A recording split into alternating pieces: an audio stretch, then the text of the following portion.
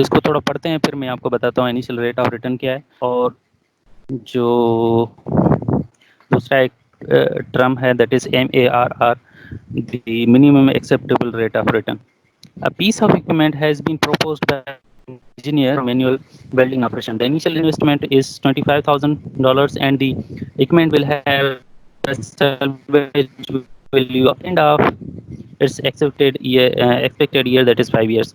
Increased productivity attributed to the equipment will amount to a net profit of 8,000 pounds per year. Investment हम करना चाह रहे हैं, 25,000 का इन्वेस्टमेंट करना चाह रहे हैं एक इक्विपमेंट पे, तो उसकी फाइनल वैल्यू 5,000 जाके बचेगी 5 साल के बाद, और वो हमें मुनाफा जो हर साल में कमा के देगा वो है 8,000। अब बताएं कि हमारे इस इन्वेस्टमेंट सही है या गलत है। ठीक है, सो अब आते हैं कि what is actually initial rate of return और the internal rate of return. Internal rate of return is a metric used in capital budgeting to estimate the profitability of potential investment. Rate of return वो term है जो आपको profit बताता है कि किसी भी कोई भी आपने इक्विपमेंट परचेज की है और वो आपको कितना प्रॉफिट देगा हर साल में, हर साल के बाद या 5 साल के बाद या 6 साल के बाद वो कितना प्रॉफिटेबल होगा। That is the internal rate of return. और MARR is the minimum acceptable rate of return. इसका मतलब क्या है? अच्छा, यहाँ पर क्लियर है, जो मिनिमम होता है वो that is actually without project manager देता है किसी भी एक्स रिस्क। चलो इसको पढ़ लेते हैं ताकि आपको ज़्यादा क्लियर हो जाए। In business and for engineering economics, in both industrial engineering and civil engineering practice, the minimum acceptable rate of return, often abbreviated as MARR or hurdle rate, on the project management company is the minimum rate of return on a project a manager or company accept before start giving its risk and opportunity cost for of foregoing other projects. ये वो particular minimum rate होता है जो manager provide करता है या कोई भी बंदा प्रोवाइड करता है उसके प्रोजेक्ट स्टार्ट होने से पहले, परसेंटेज प्रोवाइड करता है। जैसे इस इक्विपमेंट को परचेस करने के लिए इन्होंने तो 20% का इन्होंने प्रोवाइड किया है कि भाई मिनिमम जो एक्सेप्टेबल रेट ऑफ रिटर्न है वो 20% आप अलो करो। अच्छा, इसको कैलकुलेट करने के लिए भी कुछ फार्मूलाज हैं। दैट इज, ये एक डायग्राम है जो शो कर रहा है कि उसके 5 साल के लिए 5 साल तक उसके कैश फ्लोज कैसे होंगे। ठीक है, इक्विपमेंट परचेज हुआ है 25,000 में, जो यहाँ पर डाउन एरोज में शो कर रहा है। फर्स्ट ईयर में उसका प्रॉफिट है 8,000, सेकंड ईयर में भी उसका प्रॉफिट है 8,000, थर्ड ईयर में 8,000, फिफ्थ ईयर में 8,000 है और फाइनल ईयर में प्रॉफिट हमें देगा 5,000 का, क्योंकि उसकी जो वैल्यू बचेगी दैट विल बी 5,000। अच्छा, for net present value to be zero workout. अच्छा, इसके लिए इसको बता रहा है कि अगर इनिशियल रेट ऑफ रिटर्न आपको कैलकुलेट करना है तो आपको नेट प्रेजेंट वैल्यू अज्यूम करना पड़ेगा जीरो।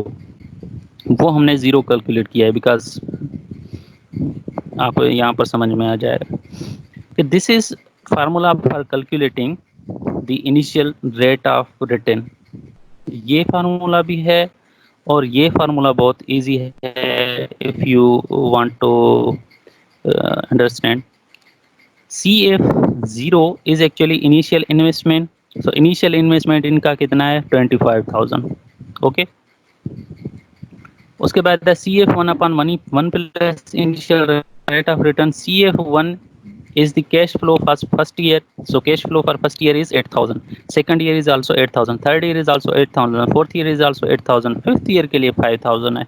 ऐसा है, और फिफ्थ ईयर के लिए भी 8,000 है, लेकिन फाइनल जो है दैट इज 5,000, जैसे यहाँ पर जैसे गिवन है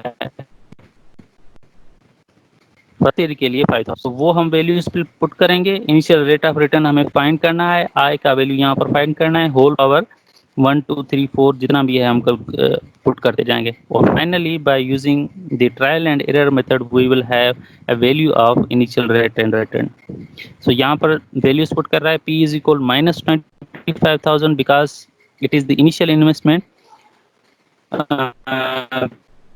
plus the value of that year अच्छा, ये जो पर्टिकुलर अमाउंट है ना 8000 into 1 plus I whole power n minus 1 upon 1 I into 1 plus I whole power n, it is actually the calculation from first to 4 year, पहले से लेकर 4 साल तक एट ए टाइम कैलकुलेशन है।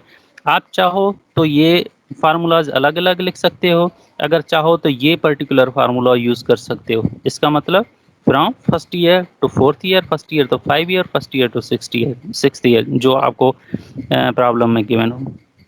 तो इसलिए इसने 8000, देखिए ना 8000 कहाँ तक, 4 साल तक कॉमन है, इसलिए हम 4 साल तक हम कंटिन्यूसली एक ही पर्टिकुलर फार्मूला से कैलकुलेट करें तो बेहतर हो जाएगा।